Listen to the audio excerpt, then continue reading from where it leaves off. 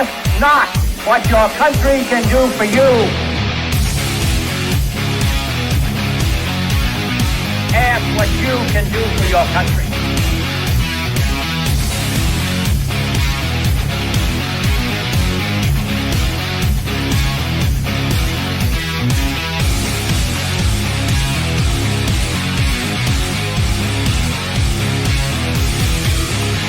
What you can do for your country. Your country. Your country.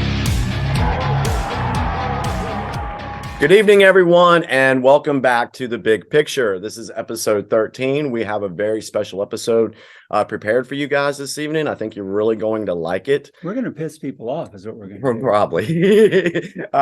So I hope you guys just sit back, relax, enjoy the program.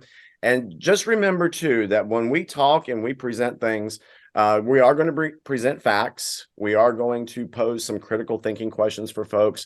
And we're also going to share our opinion. And I want folks to understand that we are sharing our opinion on some things, and you can take it for what it's worth. Now, before we continue any further, I just want to introduce the panel this evening. We have with us John this evening, and we also have Laurel Gonis from Mexico with us, and we have Joel Martz with us. I'm really looking forward to having this discussion with him. As a matter of fact, we weren't going to do episode 13 this quick. However, Joel gave me a phone call, called me up and said, "Hey, Jimmy, I really want to be on the show. I want to talk about something." And so we've set it up and we've decided to do this video for all you folks this evening. And I really hope you do enjoy it. Now, before we go any further, I want to let you all know, for the folks that aren't aware, all four of us left the cult of Watchtower. Now, tonight, they're having their celebration of their memorial, or what we like to call their Black Mass. So it's really good that we're doing this video talking about guns versus sitting in a Kingdom Hall doing that. And if you don't know much about Watchtower, go to jwfacts.com. And nice shirt. Nice shirt. Thank you. Nice. Well, you can go there and you can get some more information on them. Okay, so this evening we are going to talk about guns. It hit the news pretty heavily last week with the shooting in Nashville. And of course, the gun debate was immediately put out by the mainstream media. And so we're going to talk about that and we're going to give our opinion on it. So the first thing I want to say, welcome to Laurel and welcome to Joel. Glad to have you guys this evening. And the first round of question that we want to discuss is, what was your stance on guns while you were associated with Watchtower? Joel, you want to take that first? Yeah, I'd have to say probably some of my earliest thoughts were, my dad took me to the police range in St. Petersburg, Florida when I was 6 years old. And so I do remember being knee-high to a grasshopper and going pew pew for the first time when I was 6 years old. I was a little JW kid, of course, and the thing that the reason I'll never forget that is because one of the shell casings bounced off the wall we were next to, and it stuck to my neck. So I got a very, very painful and yeah, that was my introduction to firearms. So I guess where I was back then was I always sort of just viewed it as somebody's natural right to self-defense is kind of always how I looked at it. I was kind of at a departure with the Watchtower when they were against quote unquote carnal weapons, whatever that is. Right. And, you'd get conflicting information from the witnesses. Some people would say, oh, well, yeah, it's okay for defense. There was people on the fence on both sides of the issues, as I recall, as a witness. But I think a lot of times people mostly agreed with the idea of being able to hunt and defend yourselves. That was a pretty popular opinion where I was from. Yeah, I agree with that. Sure. That was kind of where we were at. I grew up, my heydays in Watchtower was in Waynesboro, Virginia, and that's in the valley, the Shenandoah Valley, mountains all around us. So there were several folks that were my age that actually went out deer hunting. They went rabbit hunting. It was never really a big issue for me. I really didn't even think about it that much. I just figured, yeah, well, guns are just part of what we have for self-defense and if we need it. Laurel, did you have a stance back then? Well, yeah, being Canadian too. I mean, we didn't see many guns. I mean, people that hunted or lived on acreages or whatever, they had guns. My uncle, I remember once doing shooting bottles off when I was just really young.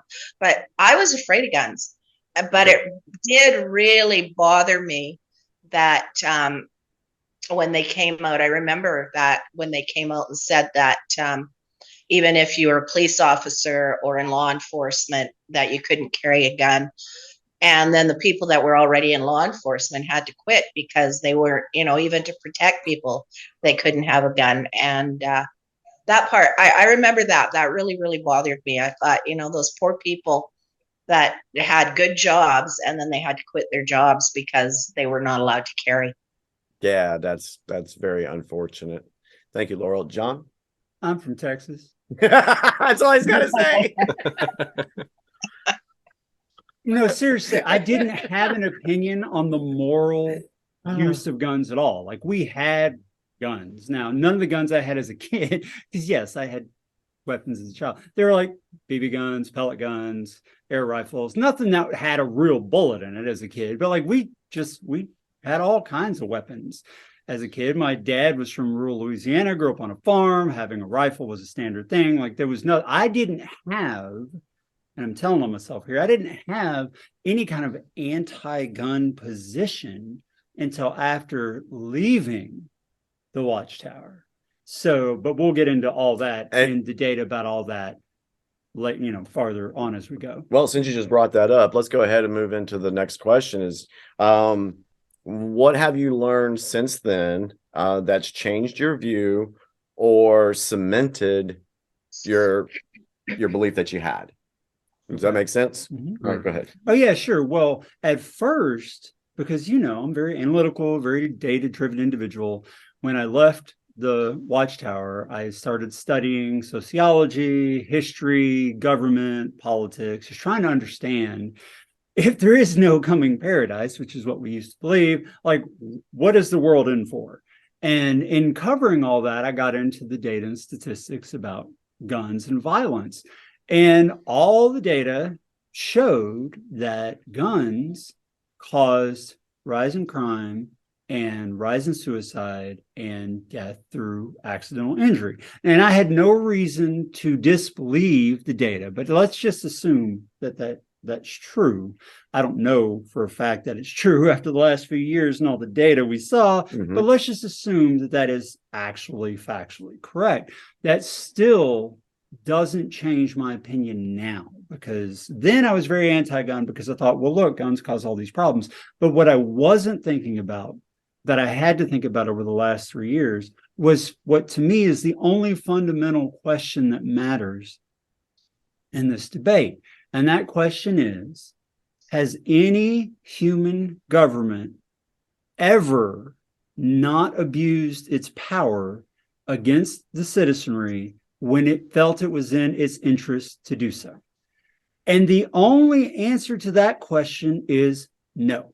Yep. Every single government in the history, at least written history that we have of humanity, has always abused its power against the citizenry when it felt it could get away with it and it was in its best interest to do so. That is true of the United States.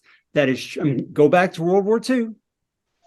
How many Japanese citizens had not broken a law, didn't do anything wrong, were not spies for Japan, like nothing, got put in internment camps because the government thought they were a threat.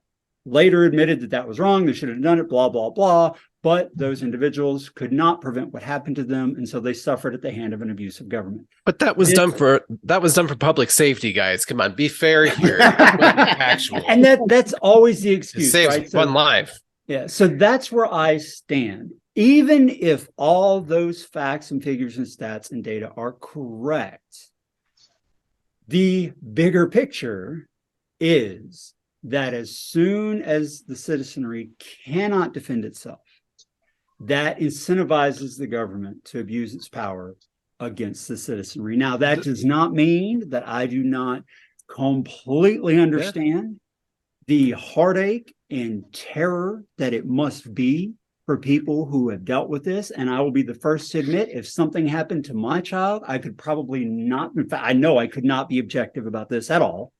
So I get it. I understand it. It makes sense to me. And I greatly sympathize with anyone who thinks that the removal of weapons is the answer. But in the big picture, and even in the smaller picture, which we'll talk about, it just isn't, in my opinion.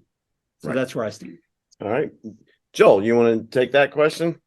Where's your John's basic? Yeah, John, you're describing a principle here of unintended consequences. You lead off, you talk about how history is proven, and history does a pretty good job of proving that, or at least there's a lot of examples to choose from. We have evidence for it. A lot of people conflate evidence with proof, but we definitely seem to have both. You look at to me, I notice how people kind of behave around this whole thing. The emotionalism, the fear, it gets people whipped up. So you're describing also what's a knee-jerk reaction, the emotionalism, and you see what's driven in the media, and it's a pattern at this point. You have a tragedy that happens, and it's predictable. The response you're going to see across the Twitter sphere, the media, all the politicians. I've noticed that they all seem to say the same thing every single time. Am I wrong? No, you're absolutely right. They always say the same thing. It was on the shooter was on the FBI's radar, or they were aware of this person, or they got their guns legally. They always like to throw that in there too. How do we know that? So yeah, there's a lot of questions when it comes to these shootings. But the playbook, so to speak, is the same by the media. They'll say the same thing, and they do it quickly. They come out and immediately start talking about it. Laurel, how's your views changed since leaving Watchtower about guns, or have they? Oh yeah. I didn't really change. Like I loved Obama. I couldn't stand Trump. I think a lot of people when they leave the Watchtower, they become way more liberal because you're rebelling and you're getting away from that form of life, and you just want to be totally opposite. But once I started really doing my research, and that was I was out for quite a few years before I really researched, but when I started researching, and I found out that basically Watchtower is a communist religion. And then I started putting two, and that's when I started realizing, and I think that's when we kind of, a few years later, started talking about the big picture, and we were talking about things like that. And I started realizing when I did my homework that, man, it's not what it's all an emotional thing. Okay, I'll go back to for instance, Sandy Hook. I bawled my eyes out and I watched Obama on TV, and he was crying over these kids dying, and it's just like what Joel was saying, it's a very emotional thing, and nobody wants to hear anything about children dying.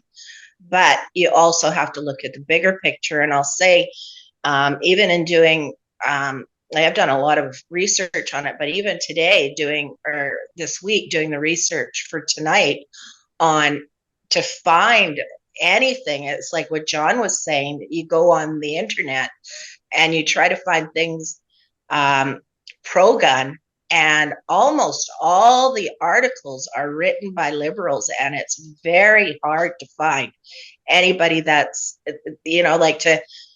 I had to really, really dig to find the truth about, how they took guns away and so on. Because even Wikipedia now, they're not going to give you the true facts. So yeah, I've changed. I would definitely have a weapon for protection now. I'm not afraid of them anymore. There you go. I think they're a necessary thing. There you go. Funny thing about that, two things. One, let's say that every single thing presented in the media is true. and that it's all true. And everything they're saying is absolutely factually correct about like the individual who's responsible and what happened. It was legal. They were on the FBI's list, whatever, like all the things. I still would not be in favor of removing guns from law-abiding citizens for the one reason I've already stated, which is that any time the government has the power to abuse its citizens for its own benefit, it has always done so. It will always do so. And who is calling for these kinds of let's take the guns from all the law-abiding citizens that have never done anything wrong, Japanese internment camp, and take them away from people who have done nothing wrong. What is their incentive for doing that? And that's just a question everyone has to answer for themselves. Maybe they think they have the right motive. Maybe they think the government's got your back. Maybe they think they have your best interest at heart. I'm trying not to laugh. Maybe that's true, but history does not prove that to turn out well ever. Well, I got some information I'm going to be bringing out later on why why they have that motive. Now, another thing is for the viewers out there, me and John, we're pals, we're buddies. We don't agree on everything, but we both share our opinions and we respect each other. So I don't like Trump at all, not even a little. But I don't like any politician. So yeah. So, Yeah. all right. So, Joel, you mentioned to me on the phone about a lady that was in a diner. I didn't grow up in a house with guns. I'm not a hunter. But when I was 21 and I moved out on my own, I was given a gun by a friend and taught how to use it. And then I had a patient when I was in the city of Houston who was the district attorney, an assistant district attorney in Houston. And he actually convinced me to carry the gun, which at that time was illegal in the state of Texas. He said, Susie, you don't see this stuff. I do. You need to carry your weapon and nobody's going to mess with you. Several years later, in 1991, my parents and I went to have lunch at a local cafeteria with a friend of mine that was managing the cafeteria that day. We'd finished eating when all of a sudden this guy drove a pickup truck through the floor-to-ceiling window. It came crashing in and ended up maybe 15 feet from me. Of course, we thought it was an accident. And I rose up and began to go help the people that he had knocked over. But then we heard gunshots. And my father and I immediately got down on the floor. We turned the table up in front of us. My mom got down behind us. And the shooting continued.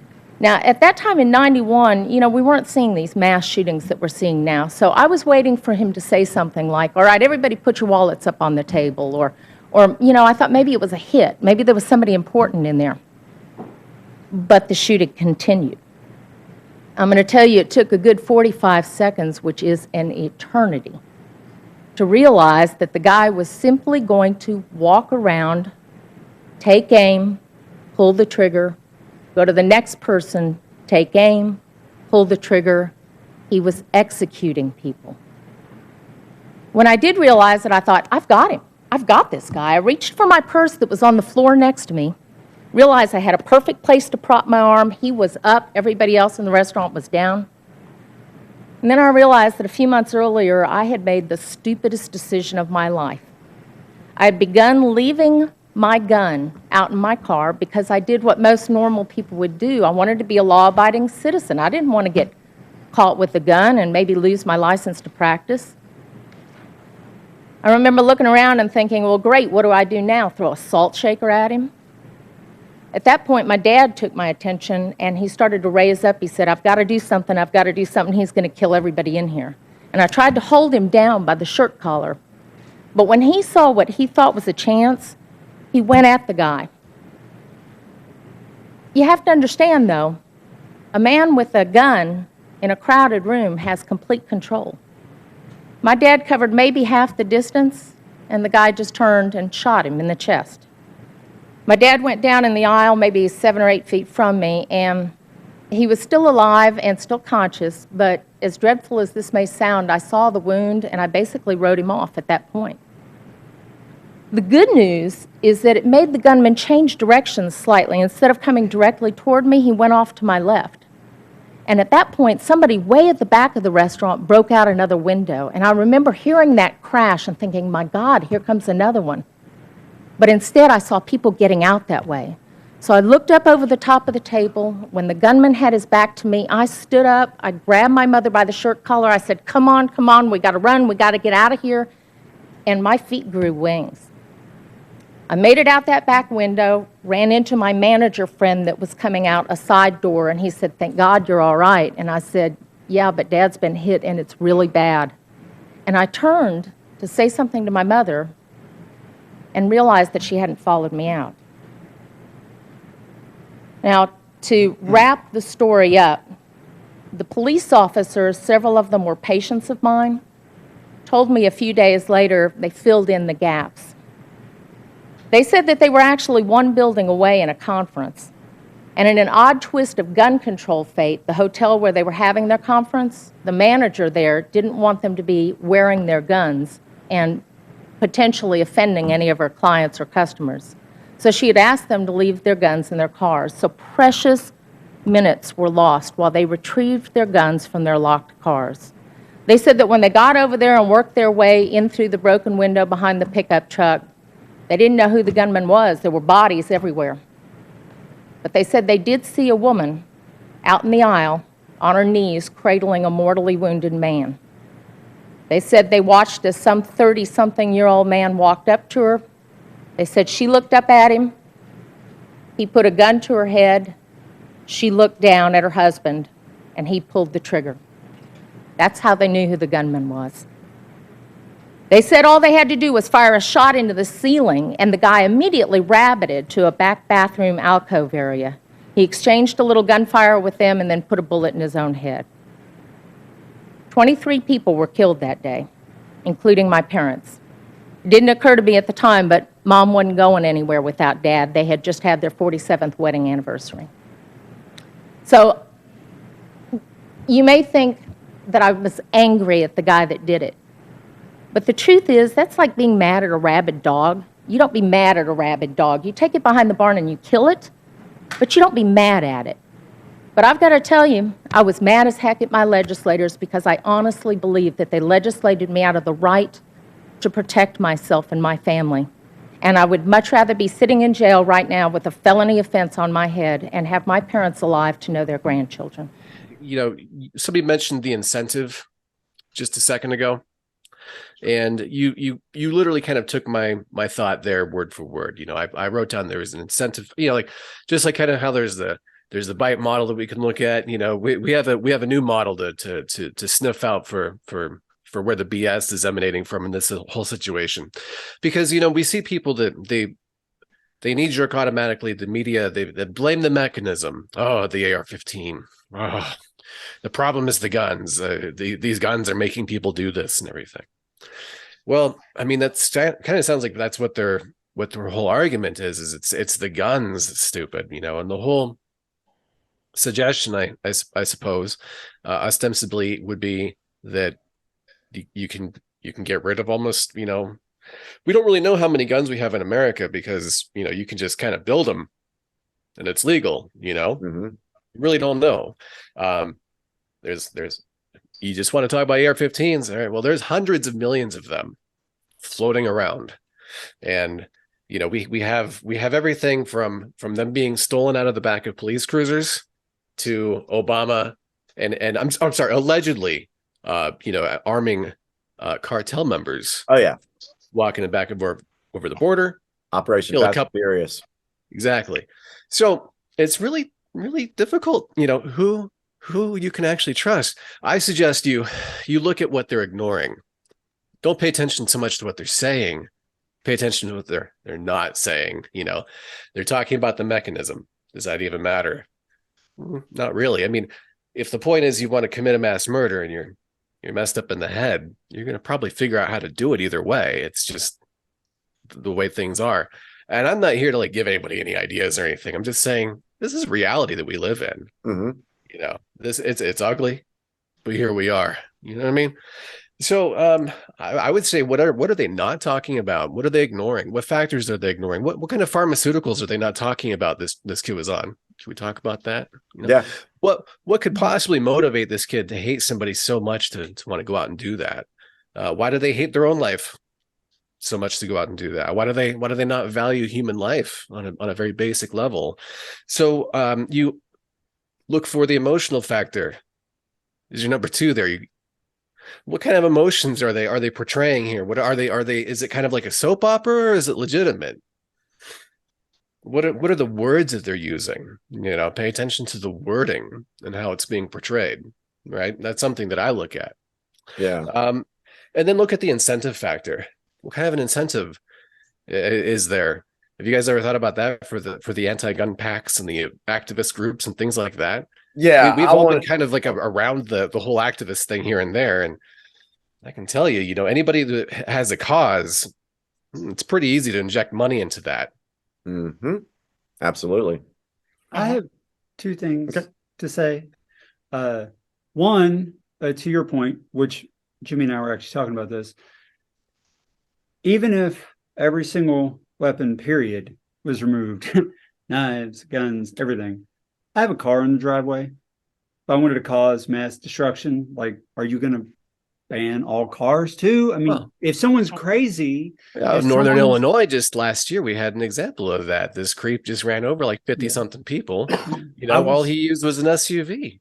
I was in New York with Beth, and we were in Manhattan a couple of years ago, the day that guy plowed through the crowd. Oh, yeah. We were there just a few blocks away when that happened. Like, it can happen. And to me, that's not an excuse. Oh, well, we should just let everything be what it is because, one could do anything. But the truth is, if your goal is to stop violence, then as you were saying, like, you should get to the root cause. Like, what is the root cause of this violence? And I have a friend who's an EMT, and I asked her about the mental health issues. Like, does she run into that a lot? And I wasn't prepared. She went off about how bad the problem is. How many aggressive, violent, mentally ill, unmedicated people she runs into out on the street with no support from the system at all.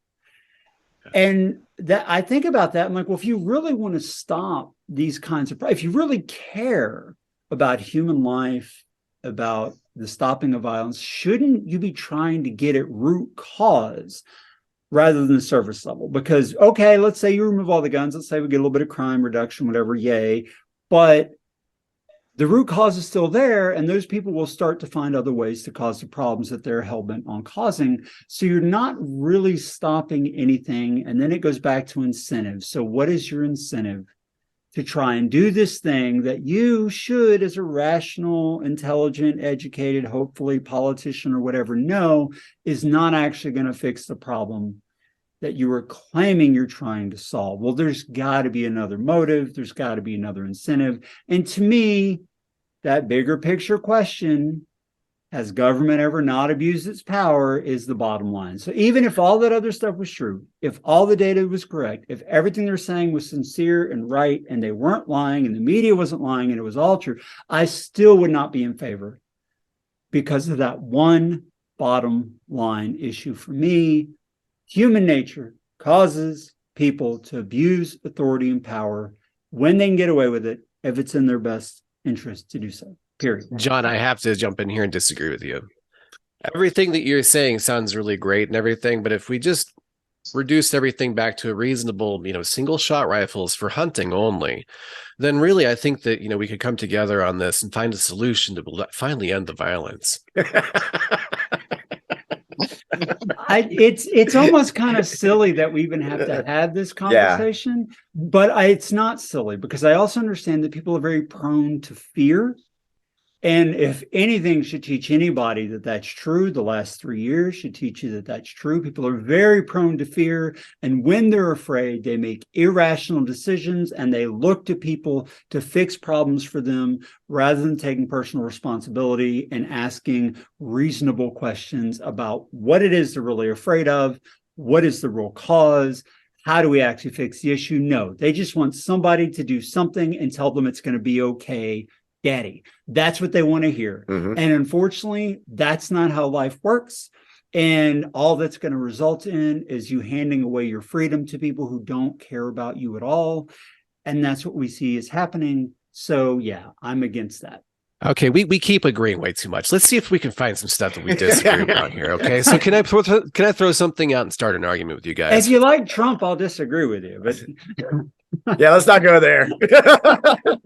Jimmy is quickly finding himself. Okay, so this whole arraignment thing is interesting, right? I'm just watching. I'm like, wait a minute, hang on. Yeah, I we'll guess- talk I about guess- that later. I guess have a lot this to is say happening about to, that. to former presidents now. What? Like that? Okay, that's very interesting. But it's like I was just thinking, like my orange man, he turned out to be some sort of controlled opposition, but now this, like, what's going on? Anyways, so look, I got a question to ask you guys, right? Real simple. Think about your average incident, terrorist attack, like whatever this mass shooting event, just so you understand who you're talking to, right? I've seen some things. I've been across some tracks, and I've worked and done and whatever to where I can smell it. Let's just put it like that, right?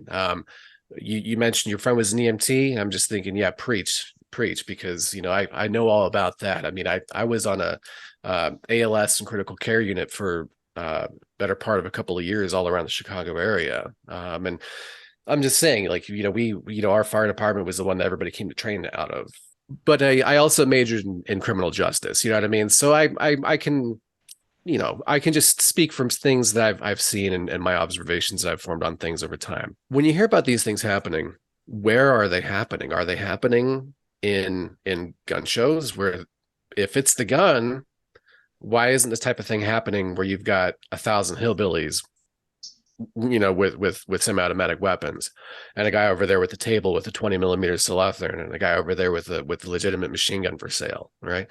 Well, why aren't these kind of crazy shootings happening at gun shows where you've got a whole crowd just swimming in weapons? Like, why doesn't that happen, right? Mm-hmm.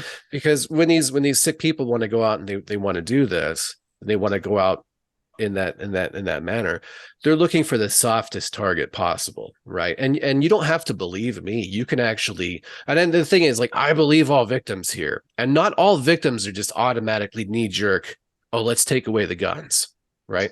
But how much time does the media give the parents that are like, hell no, I wish that the teacher had a gun, we wouldn't be having this conversation? Yeah, right? it's true. How many times has it made the media where, there are instances where, you've had like principals and assistant principals or somebody else who stepped up and retrieved a weapon from their vehicle and stopped a shooting at a school, right? But the thing that I notice, and it even happens on these military bases, believe it or not, it's all a gun-free zone. You're going to have that little sign there, right? And that sign, it bothers me. I don't like them. I'm like an NLP guru. If you really want me to define myself when it comes to neuro-linguistic programming, right? I understand how that stuff works. It's not just so that that your soccer mom can roll through the neighborhood and be like, I feel so much better now that I know that there's no guns here. You know what I mean? It's not about that. It's in my mind, in my opinion here, forgive me, but all that is, it's putting that thought into some freak's head that this is a soft target. Mm-hmm. So I would like to get rid of these things. Can we take a vote here, right? Can we explore that maybe before we take a vote? Let's be democratic and whatnot. But really, I'm not joking. I'm very unironically suggesting get rid of them. Yeah. Get rid of them. Laurel, did you have a comment?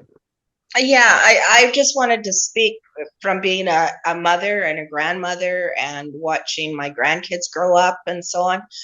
And there didn't used to be school shootings. There didn't used to be that kind of thing years ago. And what has changed? I mean, you have to look at circumstances that have changed too. For instance, when I was growing up, I didn't watch my first X-rated movie until I actually was 18. I didn't see that kind of violence. We didn't have, even my kids, they didn't have those violent video games. The kids that in those days were out, they were playing baseball, they were playing soccer, they were building tree houses, they were running around, especially boys. Boys need to run until they are absolutely exhausted and their head hits the pillow at night. They've got that energy in them, And they need to be doing that. And what's happening now, because these kids are not getting out, and they're not, especially for, when both parents are working and they're alone a lot. It was horrible during COVID when these kids were stuck in the house by themselves. And so they get depressed. And what's the first thing the doctors do? They don't know what to do with them. There's no place to put them. They say, oh, he's got ADHD. So they put them on Adderall. Or he's depressed, and they put them on Prozac. And if you read any of the labeling on those things, one of the first things in young kids under 18, one of the first things is can cause feelings of suicide or harming other people. Like, they have all that, but yet doctors are prescribing that to these kids. So nobody is looking after their mental health situation. And I think that is a really big thing there. Nobody's even talking about it. No, they Nobody's don't even want to. talking about it. They don't want to talk about it. They don't want to have that conversation because, like we said, I do believe that this is all part of a bigger scheme of things taking place. And we live in a reality here, and we live in this quantum time stream, right? Where I find myself like I look at Tom Cruise, and when you listen to him talk about pharmaceuticals, and it's like, man, Tom Cruise sounding like about the smartest guy in the room here, man. This is kind of weird, Before I was a Scientologist, I never agreed with psychiatry. And then when I started studying the history of psychiatry, I started realizing more and more why I didn't agree with psychiatry. It's just pseudoscience. Aren't there examples, and might not Brooke Shields be an example of someone who benefited from one of those drugs? All it does is mask the problem, Matt. And if you understand the history of it, it masks the problem. That's what it does. That's all it does. You're not getting to the reason why. There's ways of vitamins and through exercise and various things. I'm not saying that isn't real. That's not what I'm saying. That's an alteration of what I'm saying. I'm saying that drugs aren't the answer. yeah. Do you have a comment? Well, just to Joel's point, going back to the thing about the sign, the gun-free zone sign kind of a thing. Now, I don't really have an opinion about that. I'd never thought about it, but it's an interesting point because I've been a software developer forever, and I've created like a software for 24-hour fitness centers and things like that. And in dealing with those kind of businesses, I came to realize that there are a lot of businesses that put up a sign that says protected by 24-hour surveillance, and they're not. Like, they're not. They have nothing at all. But the sign statistically is enough to plant the question in the head of a would-be perpetrators, like, they might have something that's going to catch me. So let me go down to the one that I know for a fact doesn't. So if the sign said, this school is armed to the teeth, even if that's not true, statistically, it's more likely to be dissuasive than the sign that says there's absolutely no protection here, guys. So I don't know. Again, I'm not speaking from like any kind of data to know whether or not what you're saying is true. I'm just thinking about it from a off the cuff, rational point of view. It seems like it's a bad idea to announce that this is the softest target possible in town. So I can see your point there. One of the things that we picked up on the story from the Nashville shooting was, and it came out in the media, that this person had selected a previous target or another target afterwards. Can't exactly remember what the time frame was on that, but they were not going to go to that place because it had more security than the school did. Like, that's not isolated. No. You would look into this and you research this and you look at what these people actually say. That's not isolated. They're not purposely looking for a harder target. They want to go out and they want to cause as much misery and suffering on the way out as they possibly can. Right? Yeah. And you also have to realize that, when you look into it, the government, I'm going back to what John's saying, it's government wanting control. And what better way of them getting control than to not do anything to protect the children? They know that everybody's got a soft spot for kids. So I don't have the statistics because I didn't write it down, but I was reading an article today when I was doing my research, and I forget the exact amount, billions of dollars that the US has sent to Ukraine. And they said if that money had not been sent to Ukraine, they could have, that would have, they did the statistics, and $1 million could have gone to every single school in the United States. I've seen something And similar to that.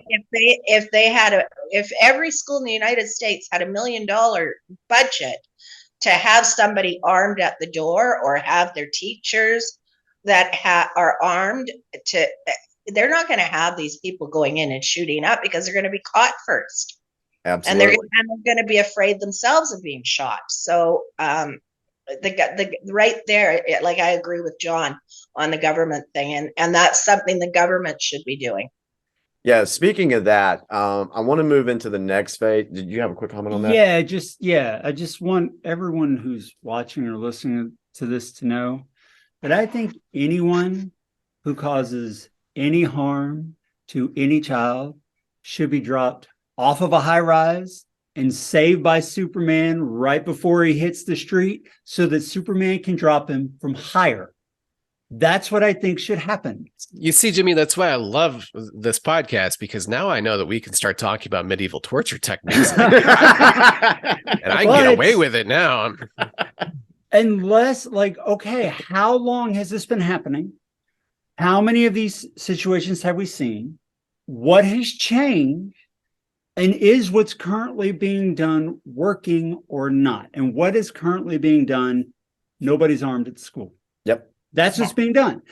Does that work? I agree with Dr. Phil. If what you're doing isn't working, do something else. But we never see, like, should we test this? I'm data-driven. I'm analytical.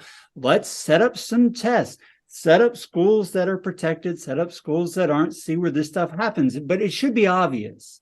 But again, none of that We matters. already have that data. That's the thing, is that this is already pre-existing data. We don't have to sit around here and I'm not correcting you. I'm agreeing with you. I'm saying this already exists. Well, you see a lot of comments online, and people they're like, oh, guns are only there to kill people. So we can't have guns because they're there to kill people. Is that even an argument? Or is that manipulation? Is that emotional little heartstrings being pulled right? That's exactly for my belief. I believe that is manipulation. It is emotional heartstrings being pulled, because the next phase I want to go into on this program is the incentive of why it's being done, and examples in history to where citizens were disarmed. Now, I will go ahead and say, if you are a viewer of the big picture, you've already seen this, but for those that haven't seen this, we talked about the 16-year plan to destroy America. All right. And one of the things that was on this list was the ban sale of firearms, repeal the Second Amendment. Now, this is where I go into the conspiracy stuff. And this is where we generally start to disagree. Yeah. Okay, I'm going to judge this situation here either way. So go ahead. So here's the deal. So the 16-year plan was implemented in the first year of the Obama administration. During that time, and keeping it on the gun issue, during that time, it was his job to try to get the guns away from the American citizens. So then we had so many mass shootings during his administration, in the time he was in office. And it seemed kind of funny, because not the shootings, but it seemed kind of funny that there was always legislation that had already been written that was sitting in Congress or sitting in the Senate, just ready to go be passed. We talked about the arms treaty, that John Kerry was pushing. Thank goodness that is not an issue anymore. But they wanted to give control of our weaponry over to the UN. And what would the UN have done with that? They would have abolished it from us. And I'm going to get to Laurel here in a second on this. So that was his job. He didn't succeed. So, but on the second 8 years, Hillary was supposed to come in and mop it up to where they would ban the sale of firearms, like you see Trudeau doing up in Canada, and repealing the Second Amendment. Well, why do they want to repeal the Second Amendment? For those that don't know, the Second Amendment says a well-regulated militia being necessary to the security of a free state. The right of the people to keep and bear arms shall not be infringed. Now, notice they used the word arms. The founding fathers knew that as time progresses in history, weapons will change. So they didn't call it a musket. They didn't, they didn't call it a rifle. They said to bear arms. And bearing means you get to carry, you get to keep it. So, and it's your God-given right according to the Constitution. Can I interject something here? Sure, go ahead. Okay, is the audience aware that up until I think it was 1923, the passing of the National Firearms Act? You can fact check me below, but I am a fact checker. So, look, you could have crew-served weapons delivered to your front door. You could go down to the hardware store and get cases of dynamite, right? Blow that old stump up. Yeah, you can get mines. You could literally have anti-personnel. You could have mortars, sent and full on, crew serve machine, anti-tank, whatever. You can order flamethrowers from Amazon. But I'm just saying that was the kind of access that people had to firearms here. Classically, historically speaking, here in this country, there was never a lid on it. There was never a cap or some sort of that sort of an idea. If you look back at literally what anyone had to say about the private use and ownership of American citizens with firearms, capping that or limiting it, they expressly said shall not be infringed. I mean, that was the idea, the zeitgeist, at least. Yeah, I'm gonna say what I wanted to say on that on my final thought when we do this, as far as the shall not be infringed thing. The point that I'm making though here is there's a reason why that the 16-year plan was designed, and one of the points was to ban and sell the firearms. So that way, the people, the American citizenry, do not have the ability to defend themselves. Now, what type of historical reference points do we have on this? We'll go to Laurel. Laurel did some research on a meme that we put out, or that we've seen, and this is the meme. John will put it up here on the screen, I'm sure, eventually. But it gives 8 or 9 different countries that disarm their citizens. Now, before we go through this, it does say that, let's say, for example, 1911, Turkey disarms its citizens. Shortly after, 1.5 million Armenians are murdered. Now, I'm not going to say that it's just only because the citizenry was disarmed that 1.5 million Armenians were murdered, but it also took the incentive away from the people for standing up for themselves. So there's basically a murky connection there, at least. That just one happens and then millions of people also coincidentally die. Who could have seen that happening? Exactly. I didn't see it coming. Exactly. Laurel, do you want to touch on what you researched this week? Please. Sure. The first one I'll talk about is Turkey, or at the time it was called the Ottoman Empire. And they basically did what we see happening now. It's communism. It's all the same playbook, that the communists do. They started out slowly. In 1864, they started to require that they were only allowed to have so much gunpowder. So they started really banning the gunpowder. And then they cut it back to the barrel of their guns could be no longer than 16 centimeters or 15 centimeters. And it said that, and then it went on to be that permission was needed to own a gun. And this was the Turkish people against the Armenians.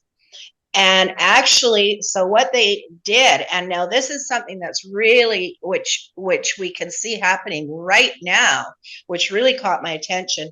It says the Ottoman Empire established butcher battalions, which consisted of violent criminals and violent criminals that they had released from jail purposely to go on rampages. And they already by that time had the Armenians in death camps. Wow. So ended up that they by 1911 the Armenians had absolutely no guns left, and they did some tried to escape to Russia, only to be killed by the Bolsheviks there. And the bottom line is that they really don't, they on that note that we have there, the what we printed out, it says 1.5 does it say million? It was 1.5 million. Well, they're not even sure. They said somewhere between 1.5 and 3.7 Armenians were killed. Wow. And so, but they started with the exactly what we see in the border, what they're saying with they're letting people out of jail. Mm-hmm. They're letting the violent criminals. I mean, I know who the cartel come in from Mexico. They're letting them come up to there, and they're not asking them any questions. And at the same time, they put them in these death camps, and they also starved them so that the people, I mean, even if they had the strength, even if they didn't have guns, they didn't have the strength even to fight back. Their will was broken. Yeah, their will was broken. Yeah. So you guys are basically suggesting that guns serve as some sort of a backboard to tyrannical government, like something like a breakwater is what it sounds like. Well, it happens in everything that's communist. It's the same playbook. You look at anybody that goes communist. Trudeau is doing it now in Canada. I can see it. I mean, from Canada, and I can see how little things that like going past through the few years since he's become prime minister, just little things, one thing at a time. Yeah, so they do it slowly. People don't really notice what's happening. Exactly. Here's my thinking about this. Let's give government the benefit of the doubt and say that their reasons for disarming the populace was absolutely for all the right reasons. Let's say that was the case in all of these instances. Let's just devil's advocate assume that it was for safety, security, crime, whatever the reason. That's why they did it. Okay. Let's say that government was good. They were good people trying to protect the people, safety, security, all that stuff. Now, all the citizens' ability to protect themselves is gone. Mm-hmm. What happens when a bad actor comes in to that good government and decides that, oh, I have an entire population of disarmed people. Mm-hmm. Let's take advantage of this situation. So I can tell you what happens. I can tell you what happens. And we know what happens. Nah. Even if the motive was the right motive, even if the motive now is the right motive, the end result is that you have a disarmed citizenry that cannot defend itself from a tyrannical government, and history shows us that the government will eventually become tyrannical if given the ability to do so, which is why the Second Amendment is in place. Can we add up some scores here real quick for the audience? I want to remind everyone that everyone here back in 2020, if I recall, was very upset about how bad the police are, right? Everybody's saying, hey, defund the police. Let's just get rid of them, defund them.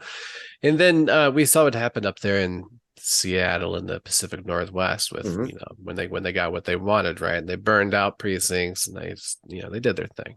They had a good time doing it too, I'm sure. Okay. So, all right. Cops. Are there good cops? Or are there bad cops? We know that there's both, right?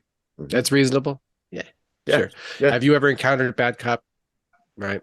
Thank goodness I have, but it didn't end up being nothing, right? But it was enough for me to be like, oh, that's how you guys do it, right? I've seen that type of thing myself. I'm sure eventually most people do in one way or the other, right? Mm-hmm. Yeah.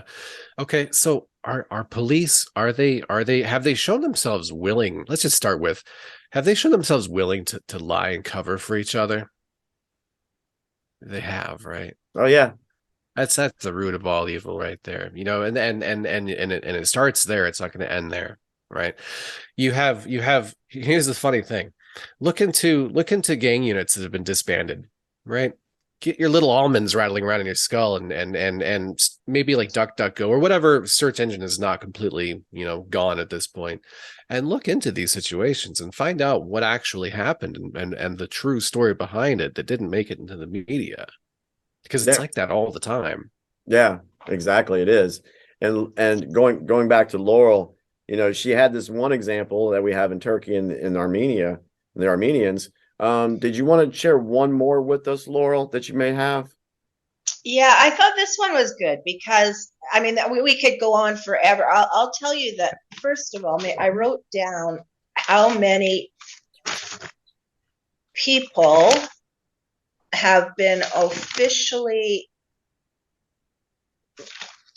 It was like I'll find it.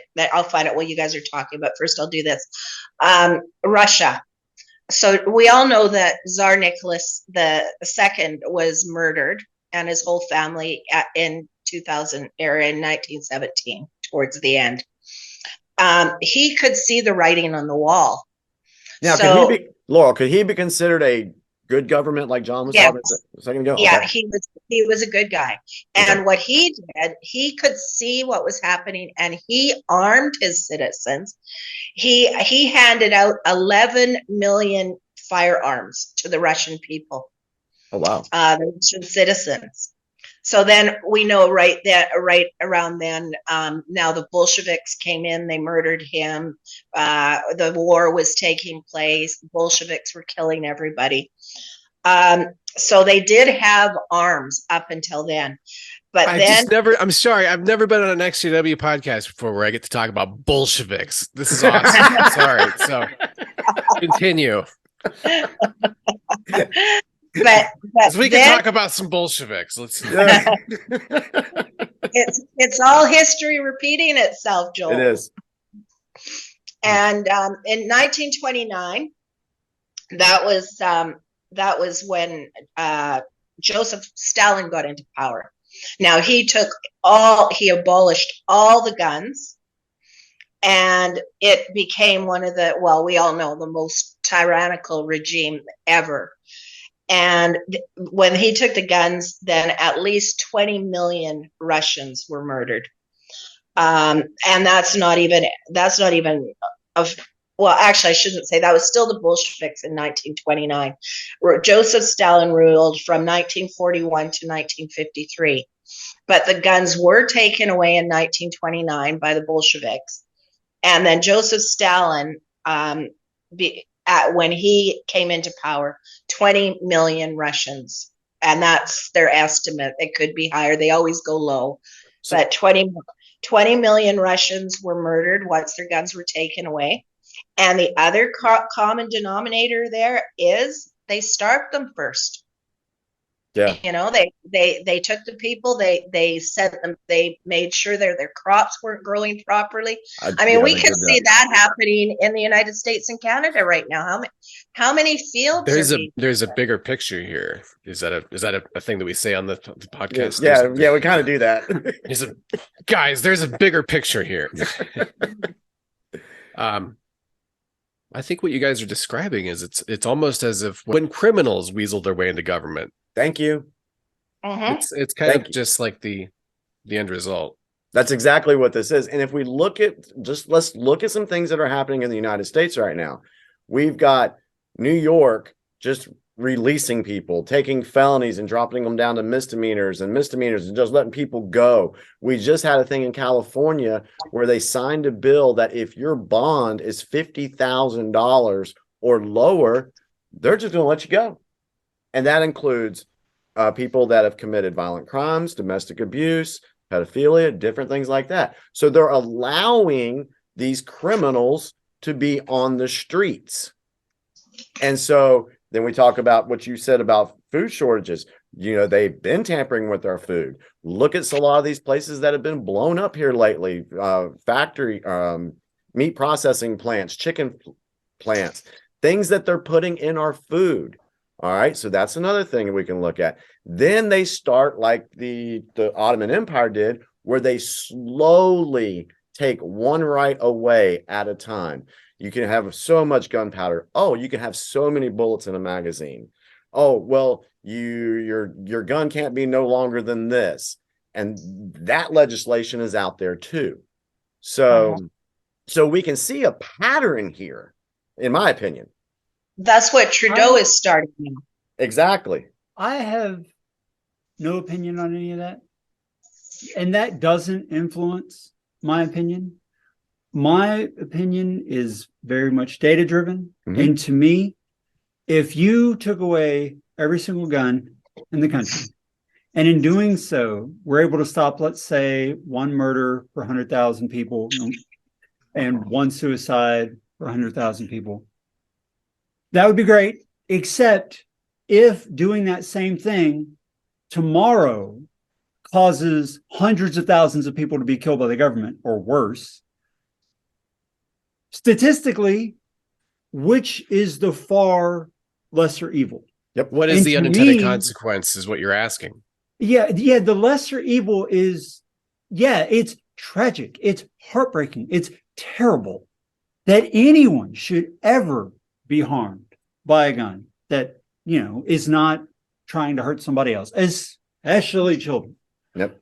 But if removing weapons eventually gives the government the ability to cause mass harm to far more people, why would you make that choice? Like, why would that be your choice? Mhm.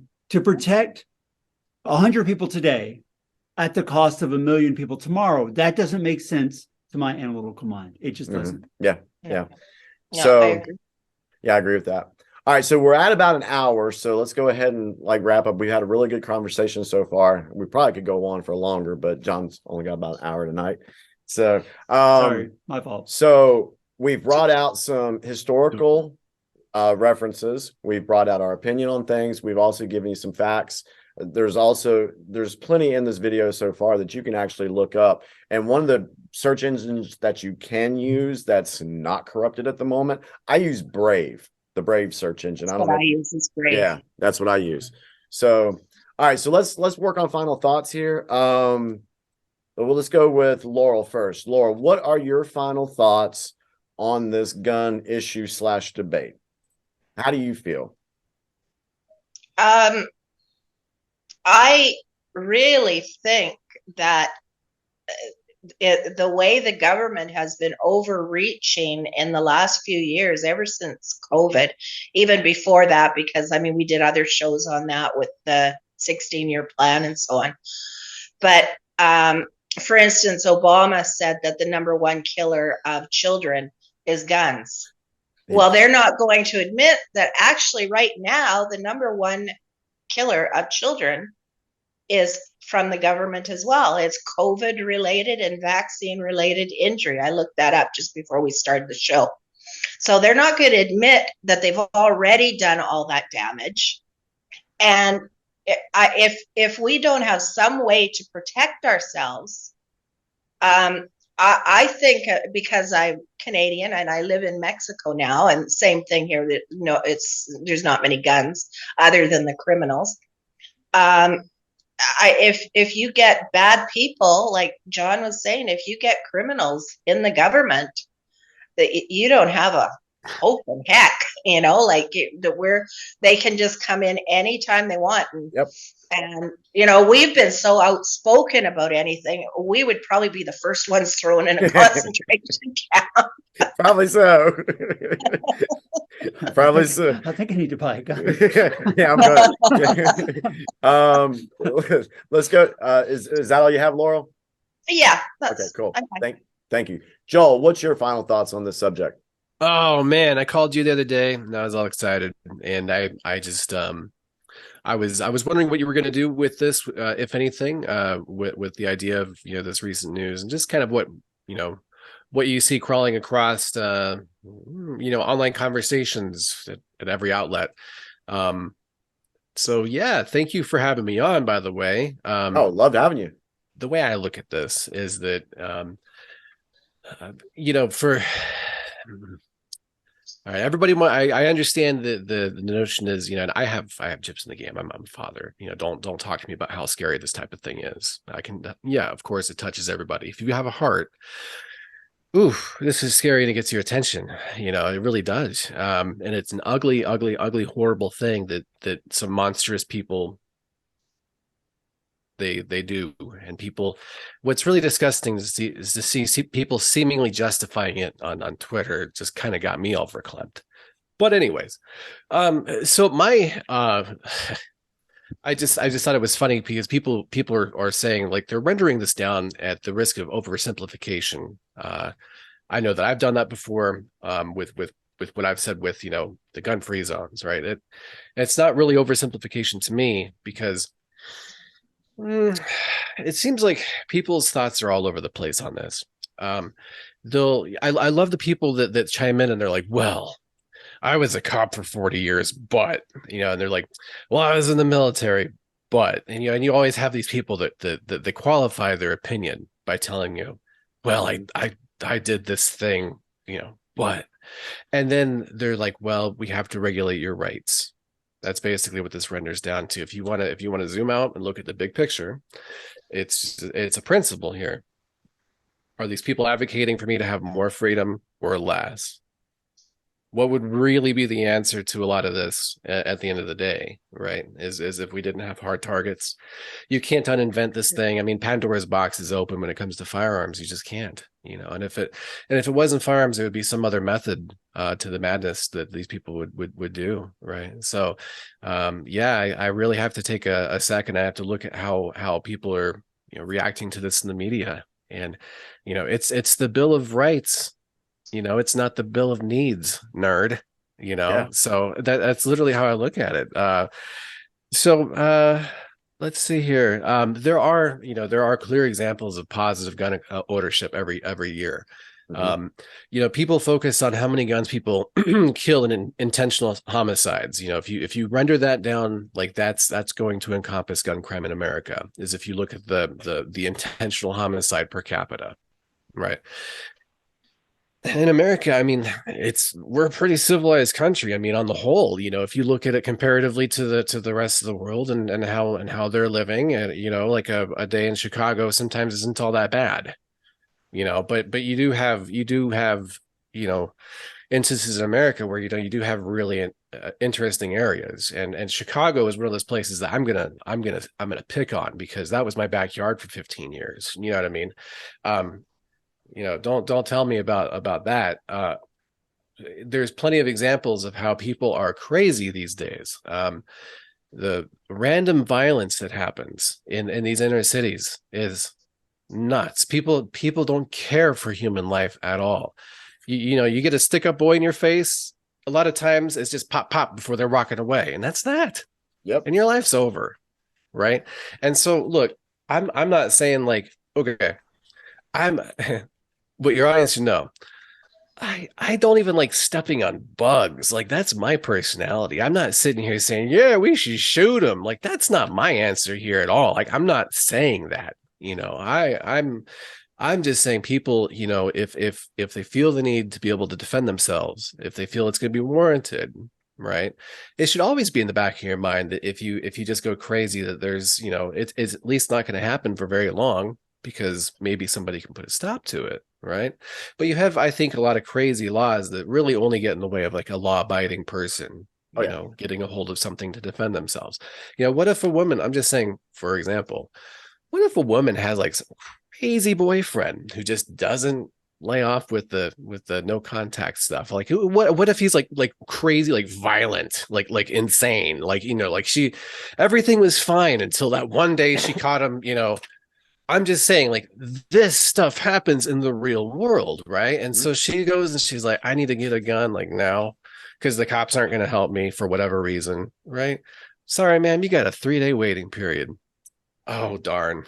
Well, I hope I don't get wasted. You know, like this is what people talk about, like real world situation here when they're talking about, you know, these gun laws and what they would mean in real world situations for people. Think about this stuff before you start, well, but you know, we need to register. Like, look, how many registered guns are out there doing this? I mean, look, the focus has always only been on the intentional homicide numbers, right? Go look at the numbers for how many instances the guns are actually used in a positive way on the defensive side every day. That look into that. You know, they save way more lives on the balance than they do taking them. Yeah, those numbers are out there for sure. Oh, I'm sure we can make them pop up here and here.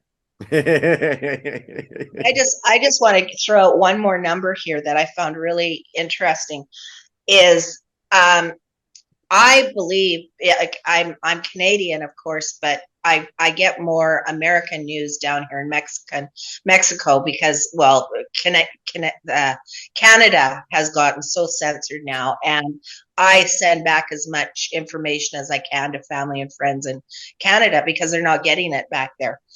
But I believe that without the guns in the United States, this whole world, right? The UN, everybody would have joined the UN. I think without the Constitution in the United States, the whole world would be in really big trouble right now. And I can tell you the statistics on that is that the largest official army in the world is China. And they have 2.5 million people in their army. Largest unofficial American gun owners is 100 plus million. So what army is going to go after 100? I mean, so if that many people, 100 million people have guns, what we're hearing about shootings, even though every single one of them are tragic, I heard one the other day, a little 5-year-old boy picked up a gun. Now, this is the parent's fault, and killed his little 1-year-old brother or sister. And that is just so tragic. I mean, it makes me cry. But nobody's going to go after the United States. There's no army your own government's not going to go after you because you're going to defend yourself. And that's, if you're talking between owning guns and going to communism, which we really see the world going that way, I think that you need to have guns. Thank you. Yeah, I agree with that. John, final thoughts? There's never been a time in the entirety of human history that any government who had the ability to abuse their citizens for their own gain has not done so. That's the bottom line for me.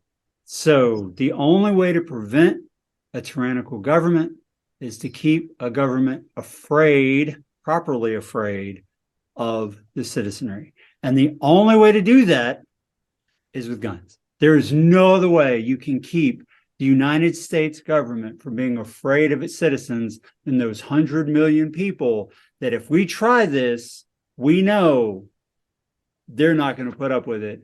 And all of our governmental lives are in danger if we do so. That's it. There's no other way to stop them. So I just do not think, even so in principle, that you should ever punish a law-abiding citizen for something that a criminal did. And that's also what you're doing when you remove something that's perfectly legal from someone who has never done anything wrong because someone else did that. So to me, look at the incentive. That's an excuse. The citizenry needs to be able to defend itself from a tyrannical government, and that's the bottom line. Okay. Thank you. And my final thoughts are on this is everyone who follows me or watches me knows I'm into the history. I'm into looking for patterns. I'm looking for a playbook. Now, if we go back to 1776, back in that time frame, the founders knew that they had to, one, protect free speech and back it up with the Second Amendment. Why did they do that? Because they had already experienced what a tyrannical government would do to the citizens. One of the first things that the British Army did when they launched the War of Independence, was they went after the armories at Lexington and Concord. They went there first. And of course, we know how all that worked out. But here's my thing. You know, we have all these different laws that have come out. Yes, you've got to keep stuff away from mentally unstable people. There's got to be some limitations on things. But for the ultimate law-abiding citizen, that Second Amendment is the easiest law to follow.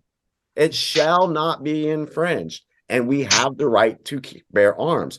27 states, Florida just announced this, that in July 1, they will now become a constitutional carry state. There's 27 of them now. And so what about the other 20? Don't get my numbers, 23. What about the other 23 states? All right. So here's what I'm thinking. What did the framers of the Constitution fear the most? That whenever any form of government becomes destructive of these ends, it is the right of the people to alter or to abolish it, and to institute new government, laying its foundation on such principles and organizing its powers in such form as to them shall seem most likely to affect their safety and happiness. But when a long train of abuses and usurpations pursuing invariably the same object evinces a design to reduce them under absolute despotism, it is their right, it is their duty to throw off such government and to provide new guards for their future security. That's how I feel about that. I think that it's for our protection. So anyway, Okay. That is our show this evening. I want to thank Joel for being here. Joel, I really appreciate you making the phone call to get this. It's great, man. Yeah, they're going to keep their Yankee claws off my shit either way, so I'm not worried about it. Yeah, exactly. And and the biggest thing you touched on is they use the fear and the emotional heartstrings to push their agenda. And I believe, yes, there's an agenda. Laurel believes that. John can see what can happen if an agenda is pushed. Yeah, the bottom line is what matters to me. So I think we've come to a consensus on why it's important for us to protect ourselves. So if you like this video, hit like, subscribe. We're also on the BitChute channel. I will put a link to the big picture page on BitChute, so you can go find us there. I don't worry about us getting kicked off of that platform. YouTube's a different story. I've already got 2 strikes, so we'll see if I get a third one. I really don't. Well, here's the thing. Go ahead, Sorry, Laura. I was going to say we also have. You can look us up on Facebook. Well, it's still on. We have the Big Picture site, a group on Facebook. Yes, the Big Picture on Facebook. You can follow me on Facebook. We talk about a lot of different things. But yes, the Big Picture, I'll put a link to that in the description when we load this video up as well. Joel, did you have one thing you want to say? No, I was just saying it's so funny. We live in a world where I think that if you made a YouTube video where it was like specifically quoting the founding fathers on the Second Amendment, it'd probably get taken off of the internet, wouldn't We'll it? see what happens. Find out. So, all right, everyone. Thank you so much. I hope you enjoyed our video. I hope you learned something, and take care and have a wonderful evening. Thank you so much. Goodbye. Thank you, guys. See you guys. Ask not what your country can do for you. Ask what you can do for your country.